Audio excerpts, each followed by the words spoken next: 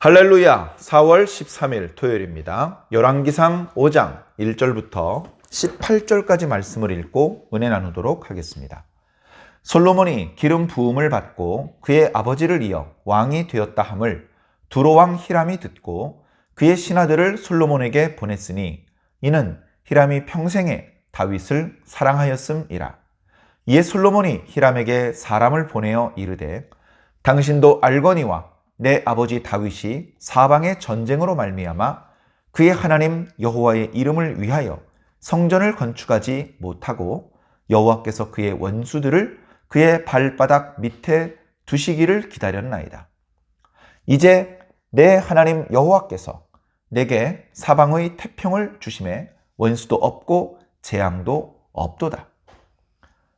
여호와께서 내 아버지 다윗에게 하신 말씀에 내가 너를 이어 네 자리에 오르게 할 네 아들 그가 내 이름을 위하여 성전을 건축하리라 하신 대로 내가 내 하나님 여호와의 이름을 위하여 성전을 건축하려 하오니 당신은 명령을 내려 나를 위하여 레바논에서 백향목을 베어내게 하소서. 내 종과 당신의 종이 함께 할 것이요 또 내가 당신의 모든 말씀대로 당신의 종의 삭슬 당신에게 드리리이다. 당신도 알거니와 우리 중에는 시돈 사람처럼 벌목을 잘하는 자가 없나이다.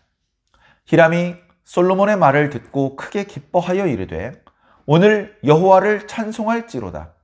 그가 다윗에게 지혜로운 아들을 주사 그 많은 백성을 다스리게 하셨도다 하고 이에 솔로몬에게 사람을 보내어 이르되 당신이 사람을 보내어 하신 말씀을 내가 들었거니와 내 백향목 제목과 잣나무 제목에 대하여는 당신이 바라시는 대로 할지라.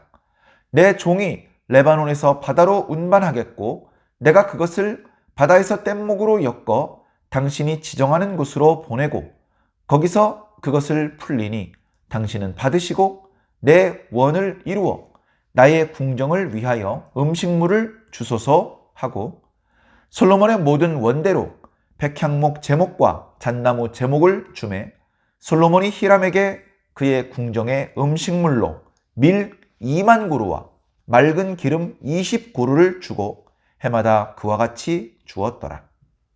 여호와께서 그의 말씀대로 솔로몬에게 지혜를 주신 고로 히람과 솔로몬이 친목하여 두 사람이 함께 약조를 맺었더라. 이에 솔로몬 왕이 온 이스라엘 가운데서 역군을 불러 일으키니 그 역군의 수가 3만 명이라. 솔로몬이 그들을 한 달에 10,000명씩 번갈아 레바논으로 보내매 그들이 한 달은 레바논에 있고 두 달은 집에 있으며 아도니람은 감독이 되었고 솔로몬에게 또 짐꾼이 7만 명이요 산에서 돌을 뜨는 자가 8만 명이며 이 외에 그 지역을 감독하는 관리가 3,300명이라. 그들이 일하는 백성을 거느렸더라. 이에 왕이 명령을 내려 크고 귀한 돌을 떠다가 다듬어서 성전의 기초석으로 놓게 하매 솔로몬의 건축자와 히람의 건축자와 그발 사람이 그 돌을 다듬고 성전을 건축하기 위하여 제목과 돌들을 갖추니라. 아멘. 감사합니다.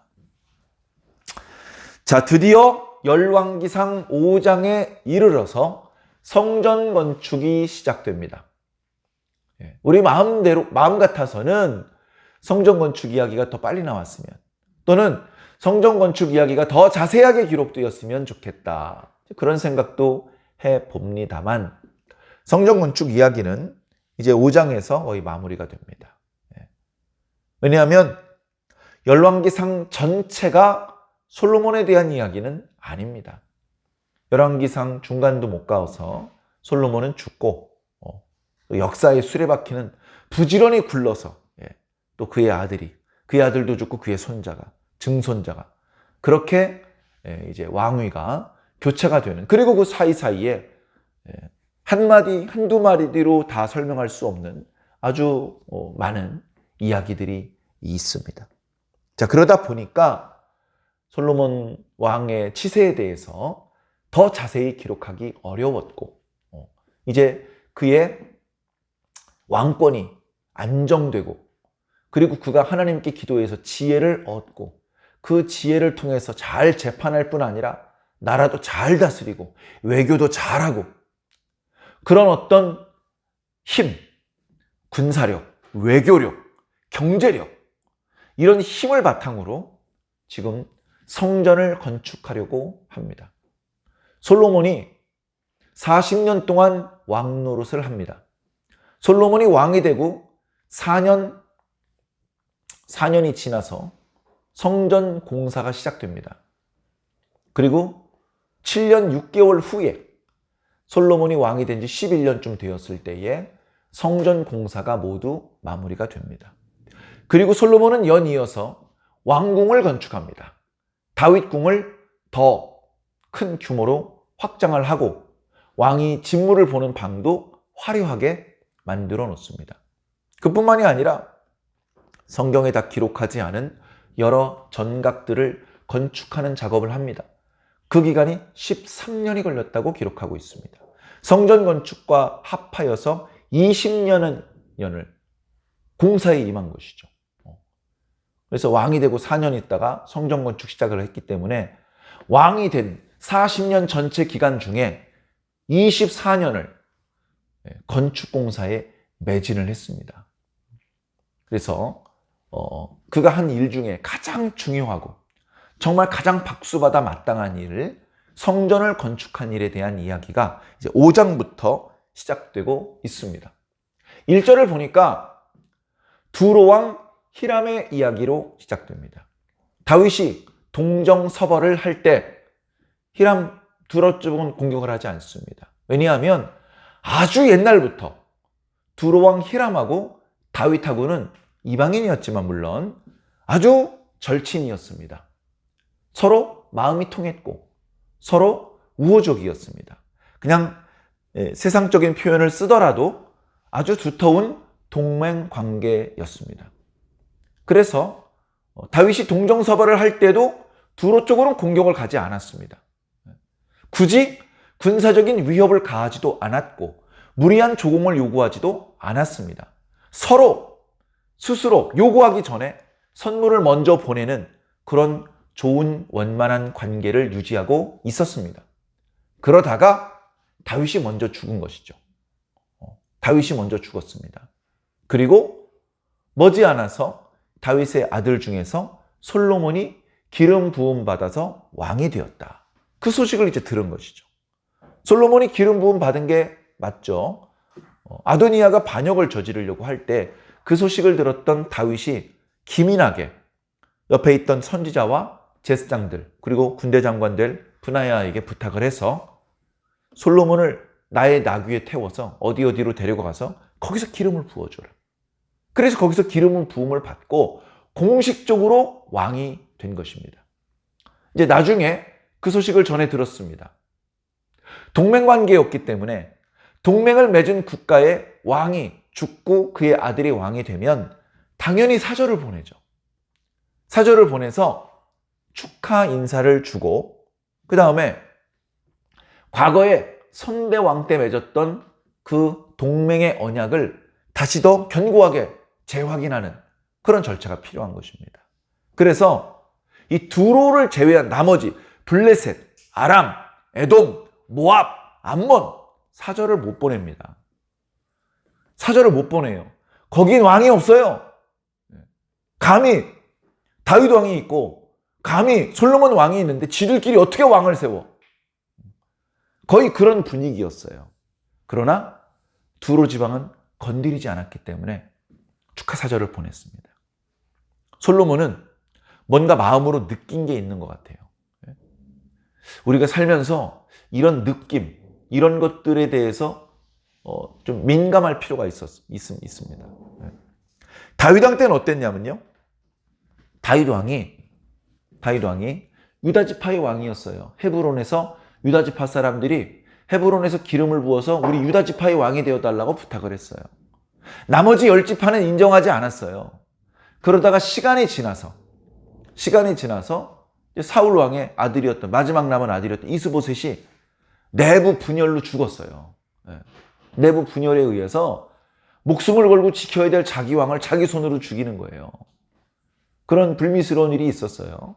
그러다 보니까 이제 이스라엘에 다윗밖에는 없는 거예요.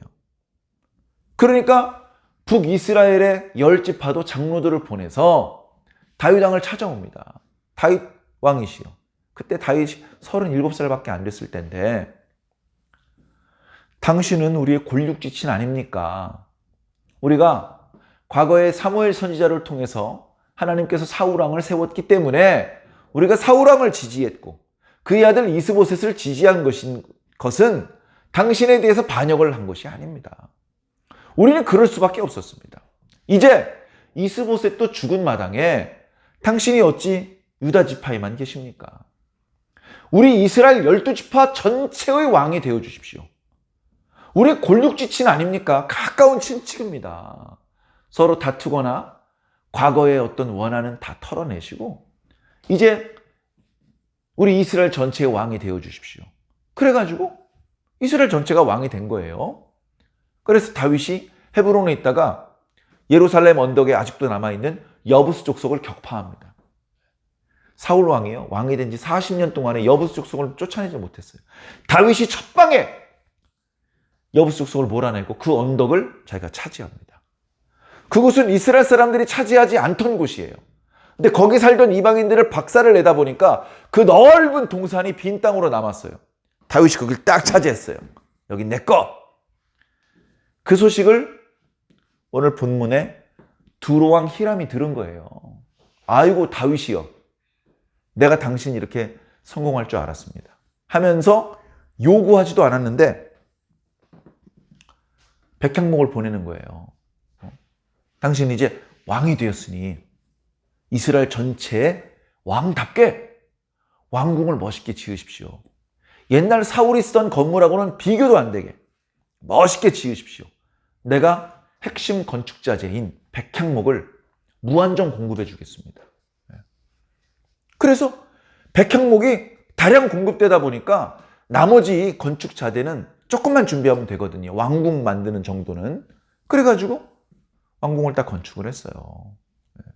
그때 이제 그런 일이 있었죠. 아, 나는 백향목으로 만든 집에 살고 있는데 하나님의 언약궤는 천막에 있으니 내 부끄러워서 고개를 들 수가 없다.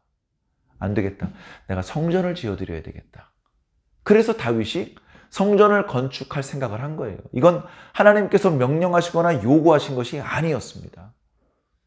다윗 마음속에서 먼저 하나님 집을 내 집보다 더 좋게 지어드려야 되는데 이런 선한 마음이 일어났던 거예요. 그때 두로왕 히람입니다. 과거 당신의 부친이 왕이 되었을 때에 왕궁을 건축하여서 왕권을 과시할 수 있도록 내가 보태줬었던 그 왕인 것이죠. 이제 솔로몬이 그것을 기억했는지 그 두로왕 히람이 보낸 사절단을 환대하고 고맙습니다 하면서 솔로몬도 두로왕에게 사신을 보내는 겁니다. 그래가지고 이렇게 축하를 받은 김에 얘기를 하는 것이죠. 왕이시여, 환대해 주셔서 제가 왕이 된 것을 축하해 주셔서 감사합니다. 아시는 것처럼 우리 이스라엘의 소식을 잘 들어서 아시는 것처럼 사실은 우리 부친이 하나님의 이름을 위하여 성전을 지어 드리려고 했었습니다. 그러나 우리 부친의 시대에는 나라를 안정시키기 위해서 동정서벌 계속해서 전쟁이 끊이지 않았습니다. 그래서 하나님께서 주변에 이스라엘의 원수들을 발 아래 굴복시킬 때까지 기다릴 수밖에 없었습니다. 전쟁 중에 대규모 공사를 펼칠 수는 없잖아요. 그렇게 할 수밖에 이제 없었습니다. 그러나 보십시오. 저의 시대에는 하나님께서 평안을 주셨습니다. 전쟁도 없고 재앙도 없습니다. 지금이야말로 우리 아버지 다윗이 바라시던 하나님의 이름을 위하여 성전을 지을 수 있는 적기입니다. 뿐만 아니라 하나님께서 우리 아버지에게 이렇게 말씀하셨습니다. 다윗아, 네가 아니고 네 다음에 너를 대신해서 왕이 될 네 아들, 그 녀석이 내 이름을 위하여 성전을 건축하게 될 것이다 라고 말씀하셨고, 지금 제가 성전을 지으려고 합니다. 제가 지금 이제 성전을 지으려고 합니다.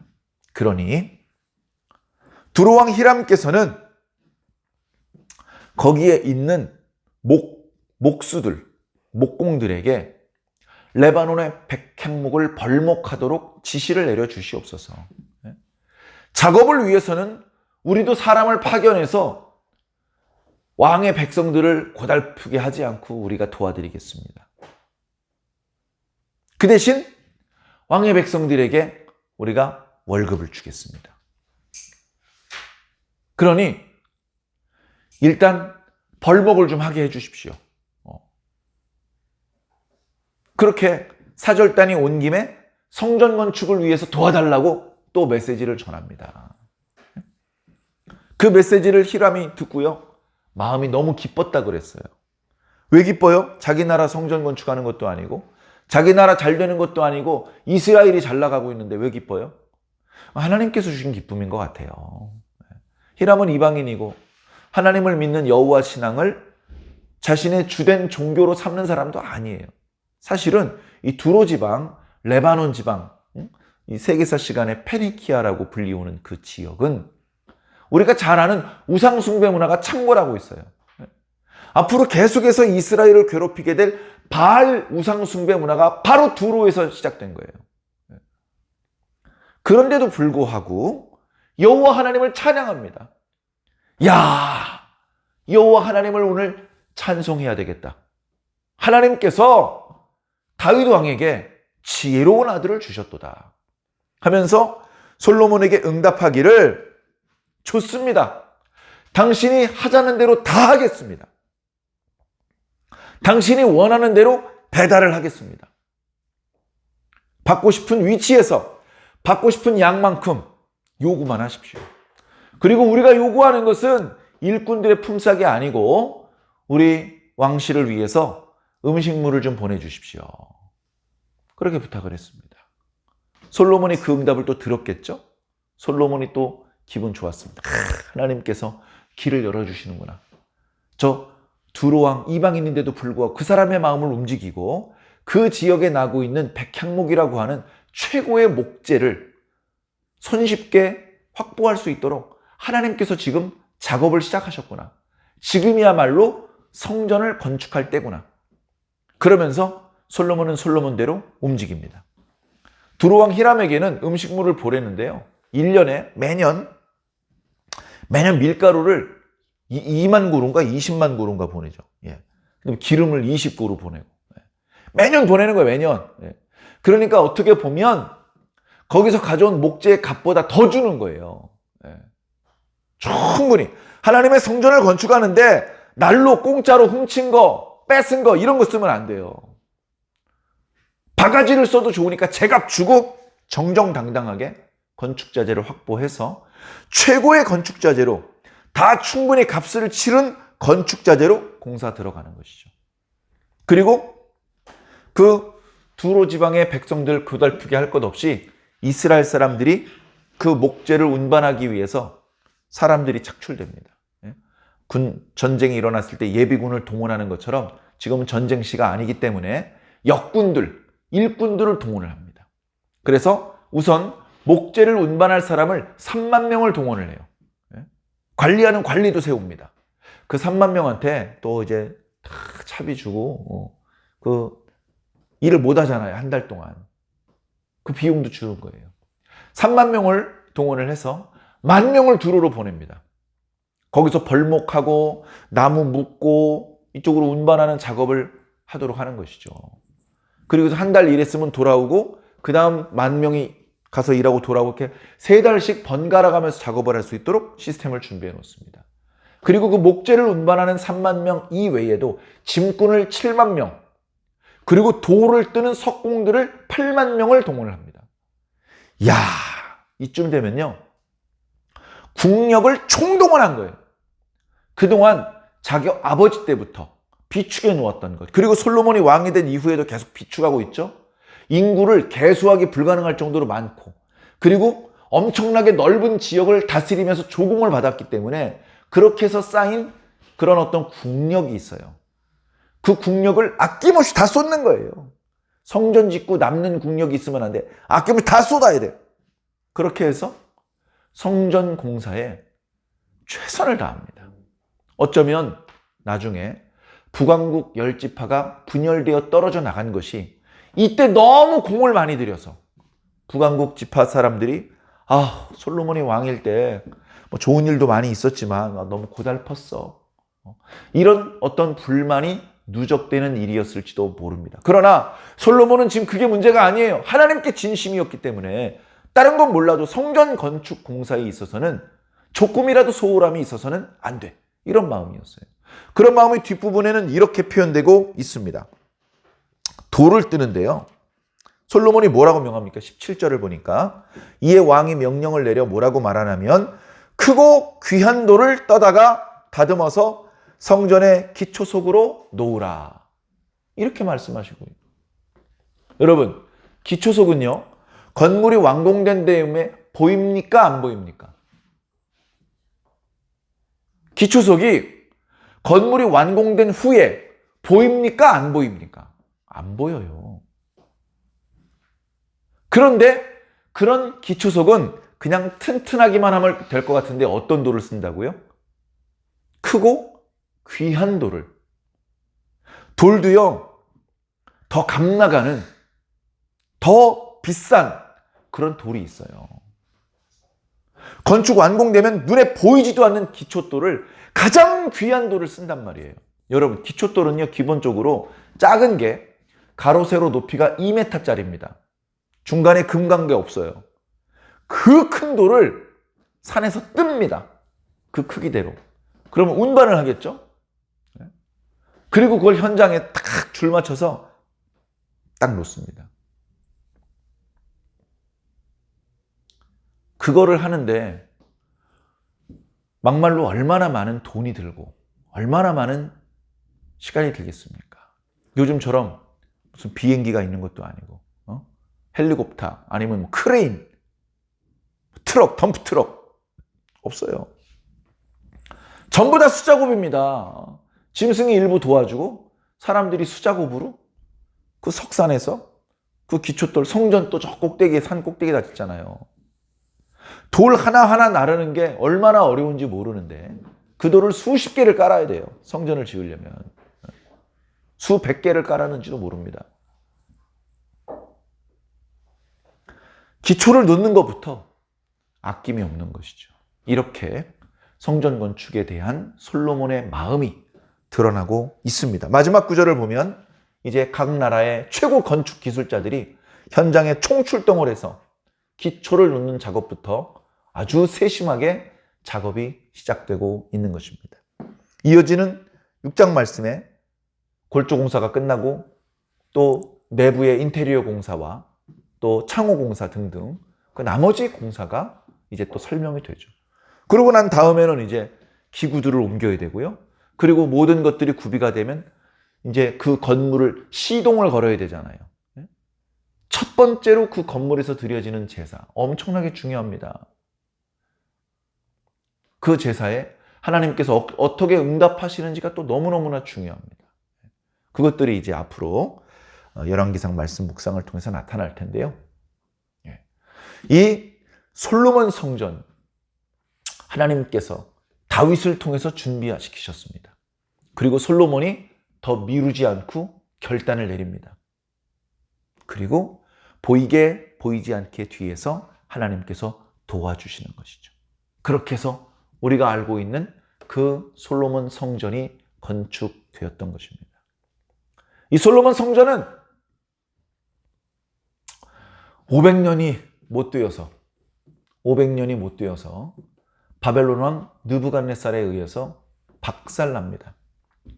그리고 그렇게 박살나기 전부터 본래의 화려함은 중간중간에 다 뜯겨 나가고 또 나중에는 우상 숭배 문화가 예루살렘 성전 내부까지 들어와서 본래 하나님께 제사 드릴 때 사용했던 기구들이 함부로 밀쳐지고 파손되고 훼손되고 그 자리에 우상 숭배할 수 있는 기구가 설치되는 그런 일도 발생하기도 했습니다.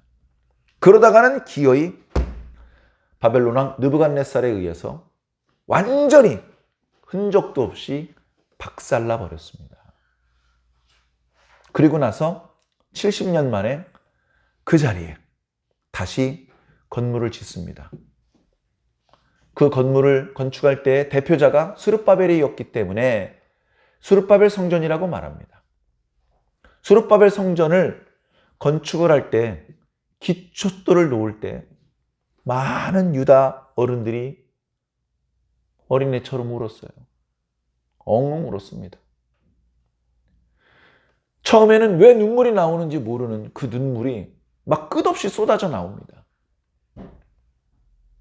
기초돌을 놓으면 좋은 일이잖아요. 근데 눈물이 하염없이 쏟아지는데 왜 눈물이 났는지 나중에 생각을 해보니까 그 70, 80 먹은 할아버지들이 어렸을 때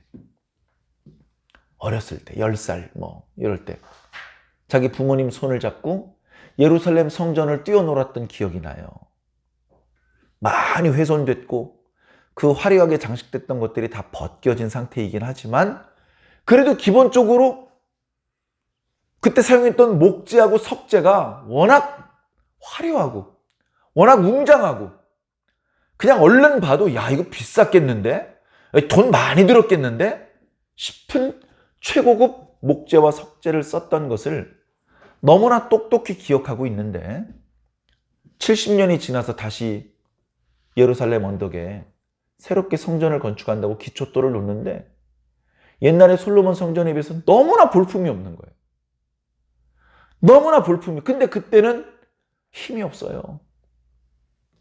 이스라엘 지파도 12지파가 있는 게 아니고 유다 지파도 다 귀환한 게 아니고 돈도 없고 거기다 방해하는 사람들도 있는데 그런 어려운 여건 속에서 성전을 짓다 보니까 아주 초라하게 성전을 건축할 수밖에 없었어요. 그래, 과거에 유다가 멸망하기 전에 그 화려했던 성전을 보았던 그 노인들이 목 놓아 울었습니다. 너무나 후회가 되고 너무나 하나님께 죄송해서 목 놓아 울기도 했다는 그런 기록이 있습니다. 사랑하는 성도 여러분, 이쨌거나 저쨌거나 화려하든 저는 그보다 볼품이 없든 성전 건축은 우리의 의지만으로 우리의 돈으로만 건축될 수 없습니다. 이것은 하나님께서 허락하셔야 됩니다. 하나님께서 도와주셔야 됩니다. 하나님께서 나뿐 아니라 내 주변에 수없이 많은 사람들의 마음을 움직여 주셔야 됩니다. 그렇게 상당히 많은 사람이 성령에 감동되어서 들떠서 흥분이 되어서 제정신이 아닌 상태에서 건축되는 성전이 참 하나님의 성전이기 때문에 그렇습니다. 지금 하나님께서 다윗의 마음을 감동시키더니 이제 솔로몬의 마음을 감동시키십니다. 두로왕 이방인이지만 히람의 마음을 감동시키십니다. 솔로몬의 모든 신하와 백성들의 마음을 감동시키십니다. 원래는 불만과 원성이 터져나와야 될 상황인데 아무도 불평하지 않고 열성적으로 성전 건축에 참여하며 그 일에 참여하는 것을 오히려 기뻐하고 있습니다. 우리 교회는 언제쯤 성전을 건축하게 될지, 하나님 나라 가기 전에 그런 날이 올지 지금으로서는 예상하기 어렵습니다만 우리가 하는 일들, 우리의 의지대로만 가지 않고 하나님의 허락하심과 이끄심을 따라서 갈 때 그 일들은 더 온전하고 아름다울 수 있음을 깨닫고 우리는 하늘을 바라봐야 됩니다. 하나님께서 뭔가 명령을 해주실 때까지 준비하는 자세로 기다려야 되고 명령이 떨어지면 지체 없이 움직일 수 있어야 됩니다. 하나님의 좋은 일꾼으로 준비되시다가 결정적인 순간에 하나님의 마음을 시원하게 드릴 수 있는 그런 좋은 일꾼들이 모두 되시기를 예수님 이름으로 간절히 축원합니다. 아멘.